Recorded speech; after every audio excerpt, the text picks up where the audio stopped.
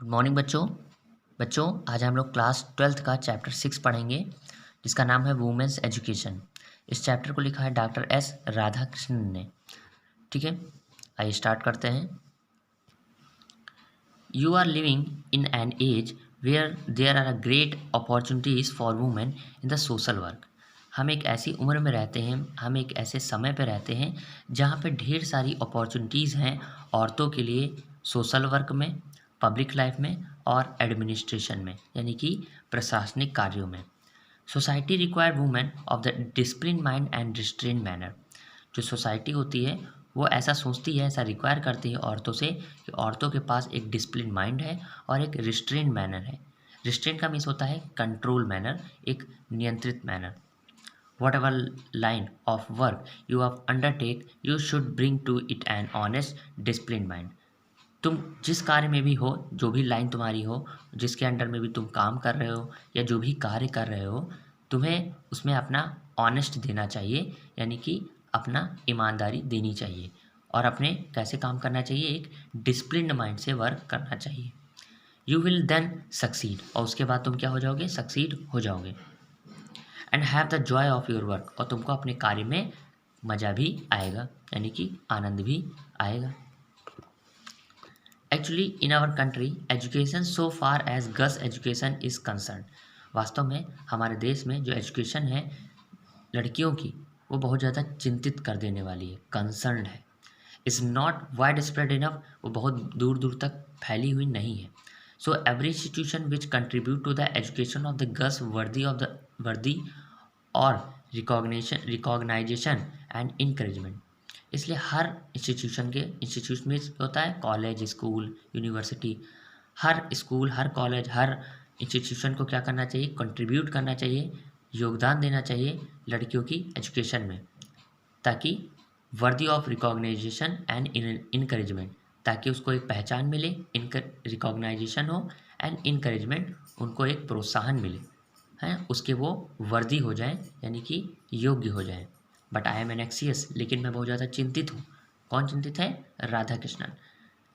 But I am anxious, लेकिन मैं चिंतित हूँ दैट की the kind of education that is imparted, कि जिस प्रकार की शिक्षा हमें इम्पार्टेड मतलब दी जा रही है, must not only be broad, वो ना केवल बहुत ज़्यादा चौड़ी है, बहुत ज़्यादा विस्तृत है, but should be also be deep, वो कैसी होनी चाहिए, बहुत गहरी भी होनी चाहिए।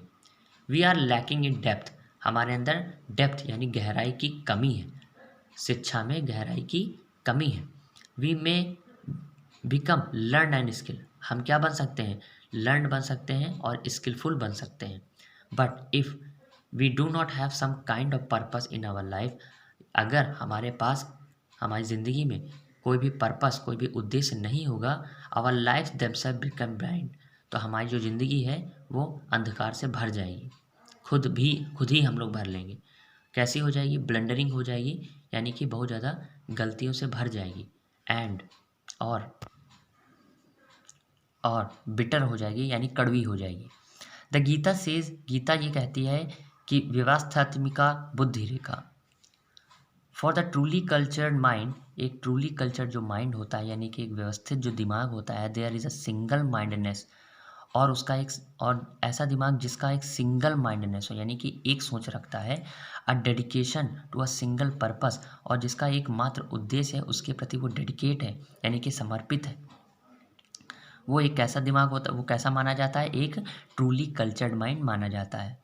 फॉर द अनकल्चर्ड माइंड, और जो अनकल्चर्ड माइंड होता है, जो व्यवस्थित नहीं होता है, the whole life is scattered in many direction, उसकी पूरी ज़िंदगी जो है वो कई दिशाओं में बिखरी पड़ी रहती है। बहुशाखा हयंतचा, मतलब बहुत सारी शाखाओं में वो बट जाता है, इधर उधर खराब हो जाता है। देयरफॉर, इसलिए इट इज़ एसेंशियल, इसलिए ज़रूरी है, that the education which you acquire in this institution, कि जो भी एजुकेशन आप अपने इंस्टीट्यूशन से एक्वायर कर रहे हैं, should give you not merely learning and skill, ना केवल आपको उसको लर्न करना है, ना केवल स्किल करना है, but Indo you with a definite purpose in life, बल्कि जो है उसको तुमको अपने अंदर अपनी ज़िंदगी में क्या कर लेना है, धारण भी कर लेना है। What that purpose in your have to definite for your self. जो भी पर्पस है तुम्हारे ज़िंदगी का, है ना, what that purpose in your is you have to define for your self. अपने खुद के लिए तुम अपना पर्पस बनाओ और जो है जो भी पर्पस है उस पर पूरा डेडिकेट हो जाओ। It is said that Vidya gives you Viveka. ऐसा कहा जाता है कि जो विद्या है वो विवेक देती है ना। विमर्श रूपी विद्या gives you a sense of what is right.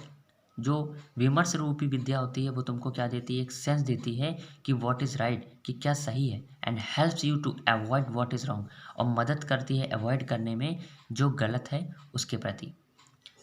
You must try, तुम्हें कोशिश करनी चाहिए। देयर फॉर, इसलिए तुम्हें कोशिश करनी चाहिए to find out what is required of you in this generation, कि इस जनरेशन में, इस पीढ़ी में तुम्हारे लिए क्या ज़रूरत है, क्या तुम्हारे लिए रिक्वायर करता है।